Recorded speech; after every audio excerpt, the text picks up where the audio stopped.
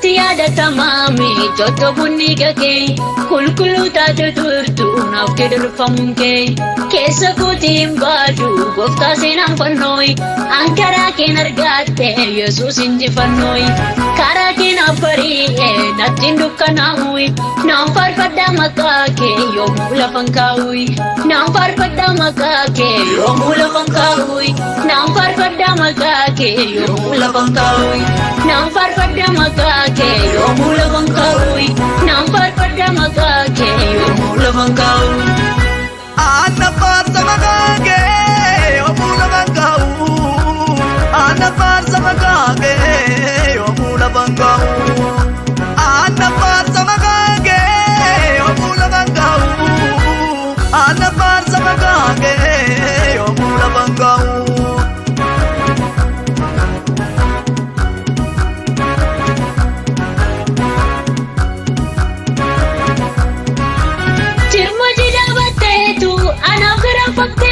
Cubbuu otuun qabaatiin cubbamaa fakkaate ofii keenaaf duuteetu ana jiraachiste hambu'aa dhiiga keetii gatiidhaan na bitte hambu'aa dhiiga keetii gatiidhaan na bitte jirmoo jidhaabatteetu anaaf garaafamte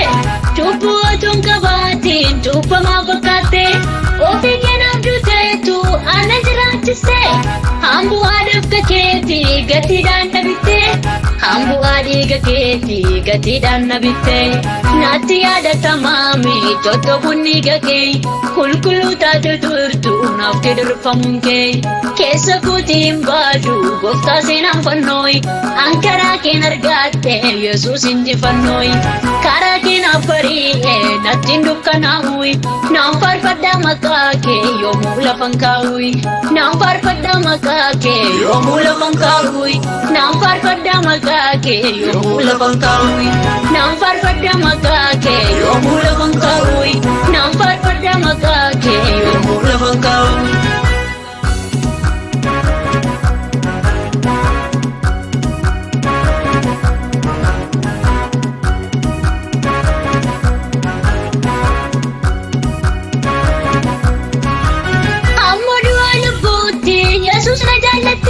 Mudaa koonda ruskite kan keena godhatte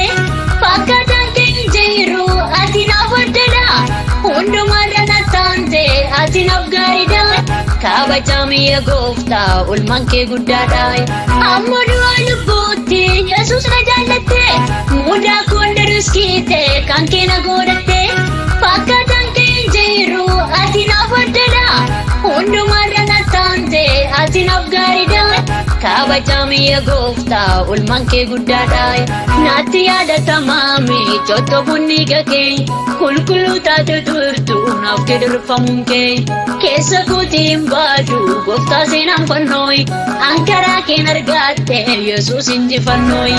karaa keen abbari'e nattiin dukkanaa'uyi naan faarfadhaa maqaa kee yoomuu lafan kaa'uyi naan faarfadhaa maqaa kee yoomuu lafan kaa'uyi naan faarfadhaa maqaa kee yoomuu lafan kaa'uyi naan faarfadhaa maqaa kee yoomuu lafan kaa'uyi naan faarfadhaa maqaa kee yoomuu lafan kaa'uyi.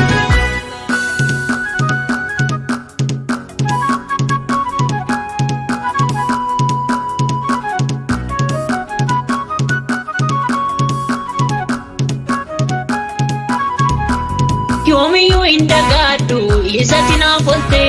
na oolchuuf jecha gooftaa fannuutti rarraate maalumaan jedhee ibsa kan kee jaalala kee siif jecha naan kaata mulfaatu maqaan kee yoomiyyuu hin dagaadhu isatti naaf oolte na oolchuuf jecha gooftaa fannuutti rarraate maalumaan jedhee ibsa kan kee jaalala kee siif jecha naan kaata mulfaatu maqaan kee siif jecha naan kaata ulfaatu maqaan kee siif jecha naan kaata ulfaatu maqaan kee siif jecha naan kaata ulfaatu maqaan kee siif jecha naan kaata ulfaatu maqaan kee nattii yaadatamaa miiccotoo bunni gagee kulkuluu taate turtu naaf kedirfamuun kee keessa kootiin baadu gooftaa seenaan fannooyi ankaraa keen argaatte Yesuus injifannooyi karaa keen abbari'e nattiin dukkanaa'uyi naan faarfadhaa maqaa kee yoomuu lafan kaa'uyi naan faarfadhaa maqaa kee yoomuu lafan kaa'uyi naan faarfadhaa maqaa kee yoomuu lafan kaa'uyi naan faarfadhaa maqaa kee